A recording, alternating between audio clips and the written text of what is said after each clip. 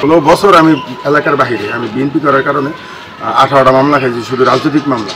তারপর তার পাশাপাশি আরও আছে, কিন্তু আমার জীবনে অন্য কোনো মামলা নেই। আমি বিএনপি করার কারণে 18 বছরে বাসায় থাকতে পারিনি। গতকালকে রাত্রে 2টা 5 মিনিটে আমার বাসায় আমি দীর্ঘদিন বিএনপি করার কারণে আমি এখন এলাকায় আসি নাই, বাইরে থাকি, 17 বছর যাবতীয় বাইরে থাকি। তো আমার বাবা আমার মা ছিল বাসায়, হঠাৎ করে সন্ত্রাসীরা এসে আমার বাসায় বোমা নিক্ষেপ করে এবং অকথ্য ভাষায় গালিগালাজ করে। আইনগত ব্যবস্থা নিচ্ছি, আপনার টঙ্গী থানায় আমরা অভিযোগ করে আসছি।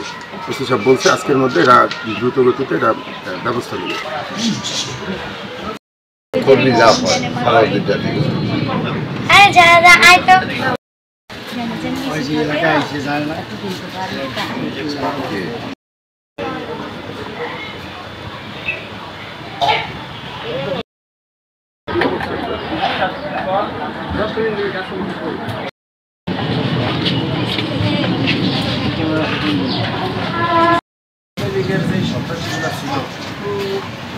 ওই সন্ত্রাসীগুলাই নাম বলি তো